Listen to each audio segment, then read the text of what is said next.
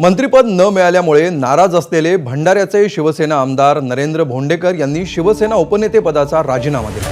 मंत्रिपदासाठी वर्णी न लागल्यामुळे नरेंद्र भोंडेकर नाराज असल्याची माहिती आहे। शिवसेनेच्या पूर्व विदर्भ समन्वयक पदाचा देखील त्यांच्याकडे होता आणि शिवसेनेच्या उपनेतेपद देखील त्यांच्याकडे होतं। या दोन्ही पदांचा त्यांनी राजीनामा दिलाय। दरम्यान त्यांनी आमदारकीचा राजीनामा दिलेला नाही अशी देखील माहिती समोर येते। अधिक माहिती घेऊया, आमचे प्रतिनिधी रजत वशिष्ठ सध्या आपल्या सोबत आहेत। रजत, भोंडेकरांची नेमकी काय भूमिका दिसतेय?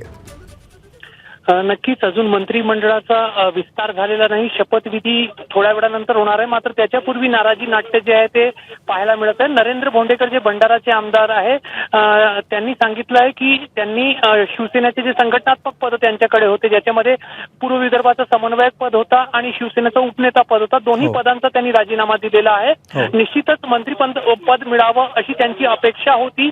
भंडारा आणि गोंदिया जिल्ह्याला प्रतिनिधित्व या मंत्रिमंडळामध्ये मिळावं अशी पण तिथल्या काही नेत्यांची आणि कार्यकर्त्यांची इच्छा होती, मात्र ती इच्छा आजच्या मंत्रिमंडळ विस्तारामध्ये पूर्ण होत नाही आहे।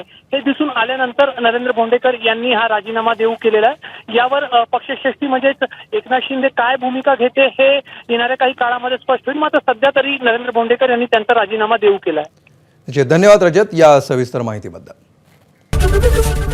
एबीपी माझा, उघडा डोळे बघा नीट।